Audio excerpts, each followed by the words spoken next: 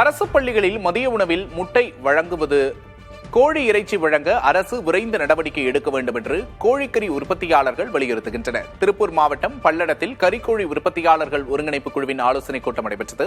கூட்டத்துக்கு பின்னர் செய்தியாளர்களை சந்தித்த அதன் ஒருங்கிணைப்பாளர் ராம்ஜீவ் ராகவ் தமிழக அரசு கறிக்கோழி பண்ணையாளர்களுக்கு மின்சார மானியம் வழங்க வேண்டும் என்று கேட்டுக் கொண்டார்.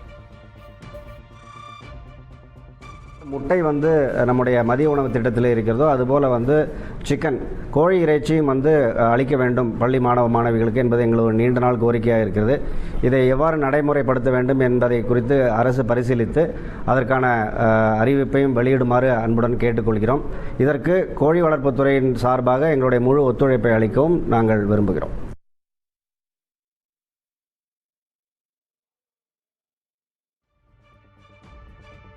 சென்னை பூந்தமல்லி அருகே திருமழிசை அரசு நடுநிலைப் பள்ளியில் சத்து மாத்திரைகளை போட்டி போட்டுக் கொண்டு அதிகளவில் உட்கொண்ட 3 மாணவிகளுக்கு வாந்தி, மயக்கம் உள்ளிட்ட உடல் உபாதைகள் ஏற்பட்டதால் மருத்துவமனையில் அனுமதிக்கப்பட்டுள்ளனர். ஆசிரியை இல்லாத நேரத்தில் வகுப்பறையில் வைக்கப்பட்டிருந்த மாத்திரைகளை 10 முதல் 30 வரை மாணவிகள் தானாகவே உட்கொண்டதாக கூறப்படுகிறது. இந்நிலையில் அரசு மருத்துவமனையில் மருத்துவர்கள் இல்லை என்றும் சிகிச்சைக்கு காலதாமதம் ஏற்பட்டதாகவும் பெற்றோர் தரப்பில் குற்றம் சாட்டப்பட்டுள்ளது.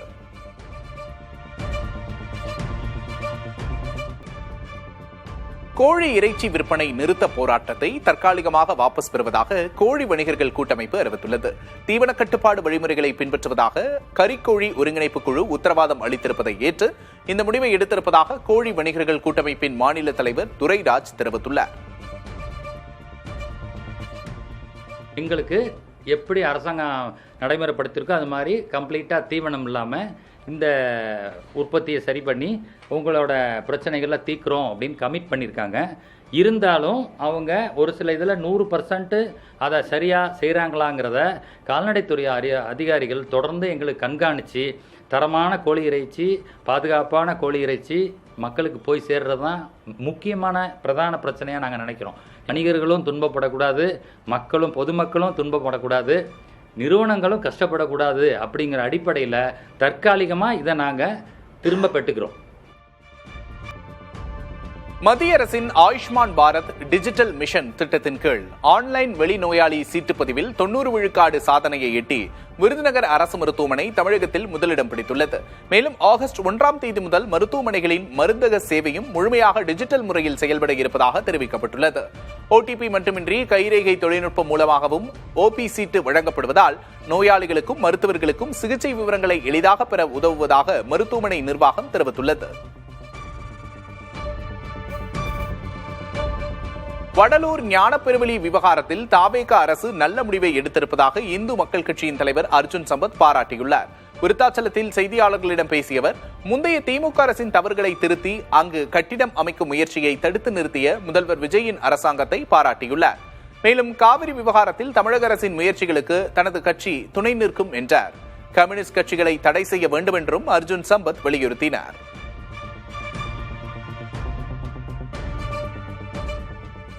வாழ்க்கையில் யாருக்குத்தான் துரோகம் நடக்காமல் இருக்கிறது என்றும் அனைவரின் வாழ்க்கையிலும் ஒரு கட்டத்தில் அது நடந்திருக்கக்கூடிய விஷயம்தான் என்றும் இசையமைப்பாளர் டி இமான் தெரிவித்துள்ளார். நடிகர் முகேன் ராவ், நடிகை பிரீத்தி அஷ்ரானி நடித்துள்ள நிறம் படத்தின் இசை ட்ரெய்லர் வெளியீட்டு விழா சென்னை சாலிகிராமத்தில் நடைபெற்றது. இதில் கலந்து கொண்டு பேசிய டி இமான், தேசிய விருது தகுதியானதா தகுதியற்றதா என்ற விவாதத்திற்கு எப்போதும் மாற்று கருத்துக்கள் இருந்து கொண்டே இருக்கும் என்றும் அதையெல்லாம் தாண்டி தமிழகத்தைச் சேர்ந்த ஒருவருக்கு விருது கிடைத்ததை நினைத்து மகிழ்ச்சியடைய வேண்டும் என்றும் கூறினார். நியூயார்க்கில் சாலி என்ற மனித வடிவ ரோபோவை வகுப்பறையில் உதவியாராக பயன்படுத்த முயன்ற திட்டம் மாணவர்களின் தரவு பாதுகாப்பு மற்றும் தனியுரிமை காரணமாக நிறுத்தி வைக்கப்பட்டுள்ளது. இந்த ரோபோ பாடம் தொடர்பான சந்தேகங்களுக்கு தீர்வளிக்கும் வகையில் வடிவமைக்கப்பட்டிருந்தாலும் ஆசிரியர்களுக்கு மாற்றாக இது செயல்பட முடியாது என ஆய்வுகள் தெரிவிக்கின்றன. கல்வி கற்பித்தலில் ரோபோக்கள் உதவியாக இருந்தாலும் மனித ஆசிரியர்களின் அரவணைப்பும் வழிகாட்டுதலும் மாணவர்களுக்கு மிக அவசியம் என நிபுணர்கள் கூறுகின்றனர். மேற்கு தொடர்ச்சி மலைப்பகுதிகளில் பெய்து வரும் தொடர் சாரல் மழையின் காரணமாக குற்றாலம் மெயினருவி, ஐந்தருவி, பழைய குற்றால அருவி உள்ளிட்ட அனைத்து அருவிகளிலும் தண்ணீர் ஆர்ப்பரித்து கொட்டுகிறது. இதனால் சுற்றுலா பயணிகள் உற்சாகமாக குளித்து மகிழ்கிறார்கள்.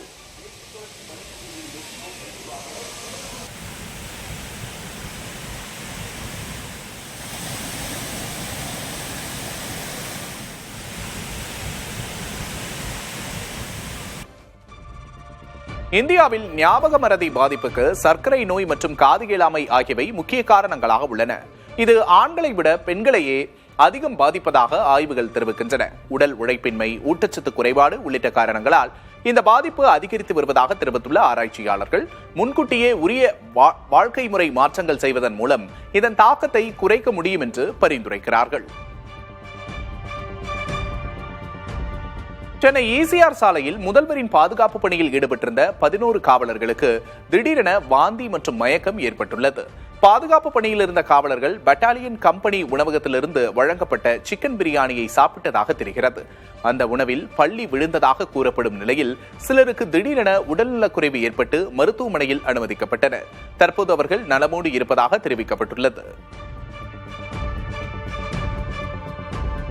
மக்கள் நல்வாழ்வுத்துறை அமைச்சர் அருண்ராஜ் போக்குவரத்து நெரிசல் காரணமாக இருசக்கர வாகனத்தில் சென்று சென்னையில் மருத்துவமனையில் ஆய்வு மேற்கொண்டார். சென்னை சைதாப்பேட்டையில் நடைபெற்ற MLA அலுவலக திறப்பு விழாவில் சுகாதாரத்துறை அமைச்சர் அருண்ராஜ் கலந்து கொண்டார். அதனைத் தொடர்ந்து கிண்டி அரசு பல்நோக்கு மருத்துவமனையை ஆய்வு செய்ய திட்டமிட்டிருந்தார். அப்போது கடுமையான போக்குவரத்து நெரிசல் ஏற்பட்டதால் தாவேக MLA அருள் பிரகாசத்தோடு அமைச்சர் அருண்ராஜ் இருசக்கர வாகனத்தில் சென்றார். பாலாற்றை சீரமைக்க உரிய நடவடிக்கை மேற்கொள்ளப்பட உள்ளதாக கைத்தறி மற்றும் துணிநூல் துறை அமைச்சர் விஜய பாலாஜி தெரிவித்துள்ளார். வேலூரில் நடைபெற்ற அரசு திட்டப்பணிகளை தொடங்கி வைத்த பின்னர் செய்தியாளர்களிடம் பேசிய அவர், பாலாற்றில் ஆங்காங்கே வளர்ந்திருக்கும் கருவேல மரங்களை அகற்ற நடவடிக்கை எடுக்கப்பட இருப்பதாக கூறினார். அல்லேரி மலைப்பகுதியில் உள்ள கிராமங்களுக்கு அடிப்படை வசதிகள் மேற்கொள்ளப்பட உள்ளதாகவும் விஜய பாலாஜி குறிப்பிட்டார். நான் அவங்க ஆட்சியர் எல்லாருமே MLAs எல்லாருமே இப்போ ஆலோசனை பண்ண போகிறோம். என்னென்ன இங்கே முக்கியமான தேவையோ அந்த பாலாருக்கு அந்த இப்போ இருக்கிறதுல அந்த கருவேல் மரம் அதெல்லாம் க்ளீன் பண்ணுறதுக்கு என்னென்ன வழிவகையோ அதெல்லாம் கேட்டு இந்த CSR சம்மந்தமாக எல்லாத்தோட யார் யார் பண்ணுறாங்களோ அவங்களையெல்லாம் தனியார் நிறுவனத்தை எல்லாம் தொடர்பு கொண்டு அவங்கக்கிட்ட எல்லாம் கேட்டு அரசும் என்ன செய்ய முடியுங்கிறத உங்கள் கவனத்துக்கு நான் கொண்டு வரேன். தென்காசி மாவட்டம் செங்கோட்டை அருகே உள்ள தனியார் பாராமெடிக்கல் கல்லூரியில் மாணவிக்கு தொடர்ந்து தொந்தரவு அளித்து வந்த கல்லூரி தாளாளர் கைது செய்யப்பட்டுள்ளார். கேரள மாணவி அளித்த புகாரின் பேரில் முதல்வரின் தனிப்பிரிவு உத்தரவின்படி தென்காசி மகளிர் போலீசார் பெண் வன்கொடுமை தடுப்புச் சட்டம் உள்ளிட்ட 7 பிரிவுகளின் கீழ் வழக்கு பதிவு செய்து தாளாளர் பினுவை கைது செய்தனர். இதனிடையே காவல் நிலையத்தில் நெஞ்சு விழிப்பதாக தெரிவித்ததால் கல்லூரி தாளாளர் பினு தென்காசி அரசு மருத்துவமனையில் அனுமதிக்கப்பட்டிருக்கிறார். கோவை கார் குண்டுவெடிப்பு சம்பவத்திற்கு போலி கொரோனா தடுப்பூசி சான்றிதழ் மூலம் நிதி திரட்டப்பட்டதாக அமலாக்கத்துறை அதிகாரிகள் தெரிவித்துள்ளனர். 2022ஆம் ஆண்டு கோவையில் நிகழ்ந்த கார் குண்டுவெடிப்பு சம்பவம் தொடர்பாக தேசிய புலனாய்வு முகமை அதிகாரிகள் விசாரணை நடத்தி வருகின்றனர். அவ்வமைப்பின் முதல் தகவல் அறிக்கையின் அடிப்படையில் அமலாக்கத்துறையும் வழக்கு பதிவு செய்து தாக்குதல் திட்டத்துக்கான நிதி ஆதாரங்கள் குறித்து விசாரித்து வருகின்றது.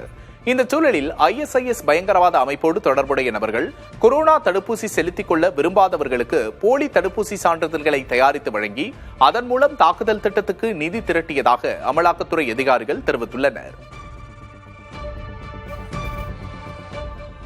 திருச்சி, விழுப்புரம், கிருஷ்ணகிரி, அரியலூரில் சத்துணவு ஊழியர்கள் ஆர்ப்பாட்டம் செய்தனர். காலமுறை ஊதியம், காலி பணியிடங்களை நிரப்புதல் உள்ளிட்ட கோரிக்கைகளை வலியுறுத்தி திருச்சி மாவட்ட ஆட்சியர் அலுவலகம் முன்பு ஆர்ப்பாட்டம் நடைபெற்றது. இதேபோல் விழுப்புரம் நகராட்சி திடலில் சத்துணவு ஊழியர்கள் ஆர்ப்பாட்டத்தில் ஈடுபட்டனர். கிருஷ்ணகிரியிலும் சத்துணவு ஊழியர்கள் ஆர்ப்பாட்டம் செய்தனர். அரியலூரில் அண்ணா சிலை அருகில் சத்துணவு ஊழியர்கள் ஆர்ப்பாட்டம் செய்தனர். மதுரை மீனாட்சியம்மன் கோவில் மற்றும் அதன் உப கோவில்களின் உண்டியல் காணிக்கையை எண்ணும் பணி இணை ஆணையர் சுரேஷ் முன்னிலையில் நடைபெற்றது. அதில் காணிக்கையாக 1,48,59,045 ரூபாய் பணம் கிடைத்துள்ளது. மேலும் 295 கிராம் தங்கம், 980 கிராம் வெள்ளி மற்றும் 390 வெளிநாட்டு பணத்தாள்களும் காணிக்கையாக பெறப்பட்டுள்ளது. மதுரையில் கோச்சடை, சிமக்கல், ஆரப்பாளையம் உள்ளிட்ட பல்வேறு பகுதிகளில் இரவில் ஏற்பட்ட மின்தடையால் பொதுமக்கள் பாதிக்கப்பட்டனர். இரவு நேரங்களில் அடிக்கடி ஏற்படும் மின்தடையால் குழந்தைகள் மற்றும் முதியோர் அவதிக்குள்ளாகி வருவதாக வேதனை தெரிவிக்கும் மக்கள் மின்வாரிய கட்டுப்பாட்டு அறைக்கு தொடர்பு கொண்டாலும் அழைப்பை யாரும் ஏற்பதில்லை என்று குற்றம் சாட்டினர்.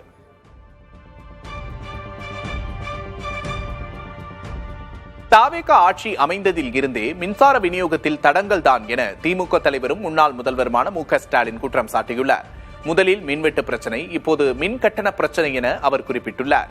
3,70,000 குடும்பங்கள் கூடுதல் மின்கட்டணம் தொடர்பாக புகார் அளித்திருப்பதை அரசே வேறு வழியின்றி ஒப்புக்கொள்ளும் நிலை ஏற்பட்டிருப்பதாக அவர் குறிப்பிட்டுள்ளார். சமூக ஊடகங்களில் பொதுமக்களின் குமுறலை பார்க்கும்போது பாதிப்படைந்தோரின் எண்ணிக்கை இன்னும் பல மடங்கு இருக்கக்கூடும் என்பது உறுதியாவதாக தெரிவித்துள்ளார். இந்த குளறுபடிகள் ஆய்வு செய்யப்பட்டு தீர்வு காணப்படும் வரை மின்கட்டணம் செலுத்துவதற்கான கால அவகாசம் நீட்டிக்கப்பட வேண்டும் என்றும் ஸ்டாலின் வலியுறுத்தியுள்ளார். இனிவரும் காலங்களில் மின்சார பயன்பாட்டை கணக்கெடுக்கும் ரீடிங் சரியான முறையில் மேற்கொள்ளப்படுவதை அரசு உறுதி செய்திட வேண்டும் என்றும் திமுக தலைவர் மு.க. ஸ்டாலின் வலியுறுத்தியுள்ளார். அரசு பேருந்துகளில் பார்சல் சேவையை கொண்டுவர அரசு திட்டமிட்டுள்ளது. அரசு போக்குவரத்து கழகத்தின் நஷ்டத்தை போக்கி வருவாயை பெருக்கும் முயற்சியின் ஒரு பகுதியாக இந்த புதிய திட்டம் அறிமுகப்படுத்தப்பட உள்ளது. வெளியூர் செல்லும் பேருந்துகளில் பயணிகள் தங்கள் பெரிய லக்கேஜுகளை பார்சல் முறையில் புக்கிங் செய்து அனுப்பலாம். இதற்காக பேருந்துகளின் பின்பகுதியில் பிரத்யேக இடம் ஒதுக்கப்படும். முதற்கட்டமாக சென்னை உள்ளிட்ட முக்கிய நகரங்களை இணைக்கும் 1000 பேருந்துகளில் இந்த திட்டம் நடைமுறைப்படுத்தப்பட உள்ளது. கொடைக்கானல் மலையடிவார தாண்டிக்குடி பகுதியில் அரபிக் காபி ரகத்தின் விலை உயர்ந்திருக்கிறது. கிலோவுக்கு 460 ரூபாயிலிருந்து 510 ரூபாயாக உயர்ந்துள்ளது. காபி அறுவடை சீசன் வரும் நவம்பர் மாதம் தொடங்க உள்ள நிலையில் அதுவரை சிறிய ஏற்ற இறக்கத்துடன் இந்த விலை தொடரும் என்று உற்பத்தியாளர்கள் கூறுகின்றனர்.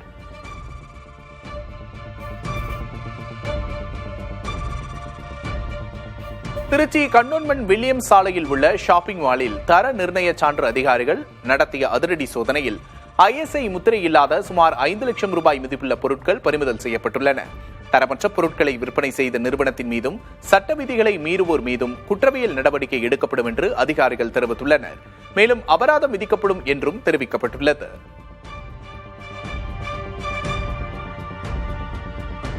விருதுநகர் அருகே தாவேகா நிகழ்ச்சியில் பணி நேரத்தில் கிராம நிர்வாக அலுவலர் பங்கேற்றது தொடர்பாக விசாரணைக்கு உத்தரவிடப்பட்டுள்ளது.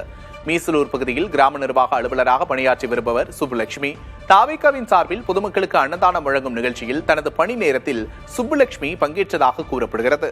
இதுகுறித்த வீடியோ காட்சிகள் வெளியாகி சர்ச்சையை ஏற்படுத்திய நிலையில் துறை ரீதியிலான விளக்கம் கேட்டு VAO சுப்புலட்சுமிக்கு சாத்தூர் வருவாய் கோட்டாட்சியர் நோட்டீஸ் அனுப்பியுள்ளார்.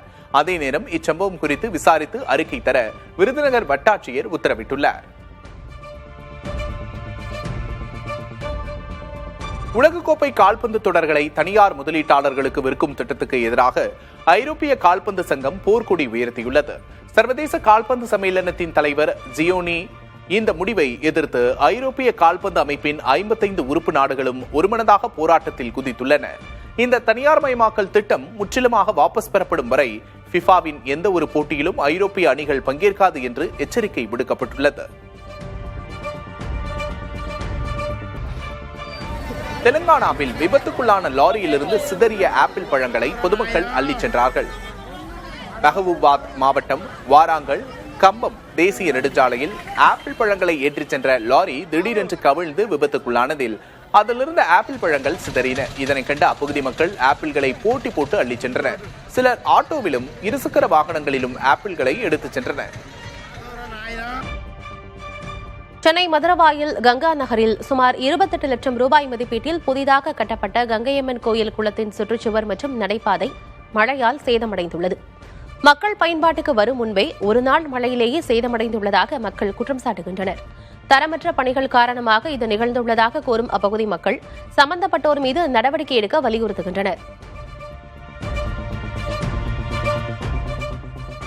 வேலூர் மாவட்டம் விரிஞ்சிபுரம் அரசு மேல்நிலைப் பள்ளியில் புதிய வகுப்பறை கட்டடங்களை அமைச்சர் விஜய் பாலாஜி திறந்து வைத்தார்.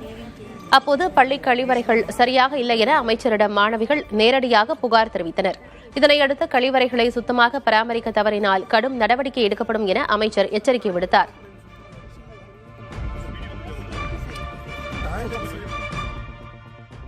காவிரி விவகாரம் தொடர்பான பேச்சுவார்த்தைக்காக முதல்வர் விஜய் கர்நாடகா செல்வது தேவையற்றது என மார்க்சிஸ்ட் கம்யூனிஸ்டின் மாநில செயலர் சண்முகம் தெரிவித்துள்ளார். தக்கலையில் நடைபெற்ற அக்கட்சியின் அரசியல் விளக்க பொதுக்கூட்டத்தில் தேசிய பொதுச் செயலர் பேபி உள்ளிட்டோர் கலந்து கொண்டனர். இதில் பேசிய சண்முகம், மனோன்மணியம் சுந்தரனார் பல்கலைக்கழக நிகழ்ச்சியில் தமிழ்தாய் வாழ்த்துக்கு முன்னுரிமை அளிக்கப்படாதது பெரும் அவமானம் என்றார். கர்நாடக பயணம் குறித்து முதல்வர் மறுபரிசீலனை செய்ய வேண்டும் என்றும் சண்முகம் கேட்டுக் கொண்டார். இப்ப நான் என்ன கேட்க விரும்புறேன், இப்ப அங்க போய் என்ன செய்ய போறீங்க? தண்ணியை தூக்கி வர போறீங்களா? அவன் தண்ணி 3500 கியூசெக்ஸ் கூட தர முடியாது என்று இன்னைக்கு மேலாண்மை ஆணையத்தில் நேரடியாக தெரிவித்துள்ளார். உங்களால் தண்ணி வாங்கி வர முடியாது, அணை கட்ட வேண்டும் என்பது அவர்களுடைய கோரிக்கை.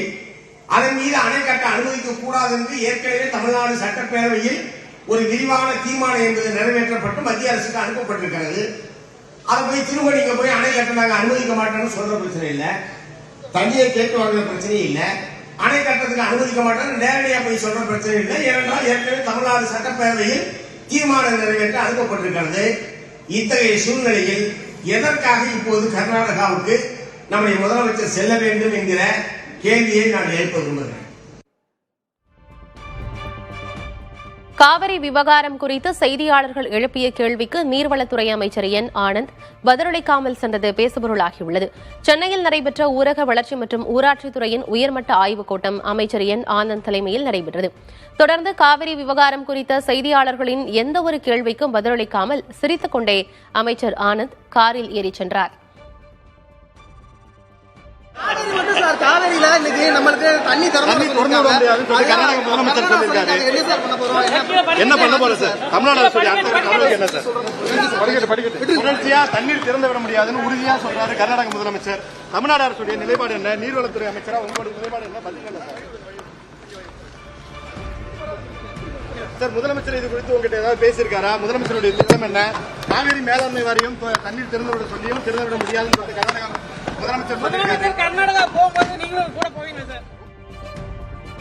மனோன்மணியம் சுந்தரனார் பல்கலைக்கழகத்தில் தமிழ்தாய் வாழ்த்து 3வது பாடப்பட்டது வருத்தத்திற்குரியது என உயர்கல்வித்துறை அமைச்சர் விஸ்வநாதன் தெரிவித்துள்ளார். சென்னை மீனம்பாக்கத்தில் செய்தியாளர்களிடம் பேசிய அவர் தமிழ் மொழி, கலாச்சாரம் மற்றும் மக்களின் உணர்வுகளை எந்த காலத்திலும் எந்த நிலையிலும் விஜய் அரசு விட்டுக் கொடுக்காது என்றார். மனோன்மணியம் சுந்தரனார் பல்கலைக்கழகத்தில் தமிழ்தாய் வாழ்த்து முறையாக பாடப்பட்டிருக்க வேண்டும் என்று கூறினார். எந்த நிலையிலும் நாங்க எங்களுடைய முக்கியத்துவத்தை இழந்து விட மாட்டோம். எங்க ஸ்டேட்டோட இம்பார்ட்டன்ஸ், ஸ்டேட்டோட இண்டிபெண்டன்ஸ், ஸ்டேட்டோட அட்டானமி காப்பாற்றப்படும் என்பதுதான் அமைச்சருடைய வேண்டுதல். அது காப்பாற்றப்பட வேண்டும். மனோன்மணியம் சுந்தரனார் பல்கலைக்கழகத்தில் முறையாக பாட வேண்டிய தமிழ்தாய் வாழ்த்து 3வது பாடப்பட்டது ஒரு வருத்தத்துக்குரிய செயல். தமிழகத்தின் வருவாயை பெருக்க மான்டேக் சிங் அலுவாலியா தலைமையில் சிறப்பு ஆலோசனைக் குழுவை தமிழக அரசு அமைத்திருப்பதற்கு தென்னிந்திய வர்த்தக மற்றும் தொழில் சபையின் முன்னாள் தலைவர் கணபதி வரவேற்பு தெரிவித்துள்ளார். டாஸ்மாக், கனிமவள துறைகளின் வருவாய் கசிவுகள் மற்றும் முறைகேடுகளை களைந்து வருவாயை அதிகரிக்கவும் மக்கள் நல திட்டங்களை திறம்பட செயல்படுத்தவும் இக்குழுவின் பரிந்துரைகள் பெரிதும் உதவும் என்றும் அவர் நம்பிக்கை தெரிவித்துள்ளார். பட்ஜெட் ஃபைனான்சஸ் கொஞ்சம் கஷ்டமான நிலையில் இருக்கிறது என்பதில் யாருக்கும் கருத்து வேறுபாடு இல்லை. இந்த சமயத்தில் பிரபல எக்கானமிஸ்ட் 91 ரிஃபார்ம்ஸில் நாட்டுக்கு பலனடையும்படி செய்த குழுவில் மெம்பராக இருந்தவர். மன்மோகன் சிங் ஃபைனான்ஸ் மினிஸ்டராக இருந்தார், இவர் ஃபைனான்ஸ் செக்ரட்டரியாக இருந்தார். 2 பேர் தான் அந்த 91 ரிஃபார்ம்ஸ் செய்தாங்க. அதுக்கப்புறம் டெப்டி சேர்மன் பிளானிங் கமிஷன். இவர் வல்லவர், நல்லவர். அது மட்டும் இல்லை, விஷயம் தெரிஞ்சு நல்லது செய்யக்கூடியதுக்கு வாய்ப்பு இருக்குது.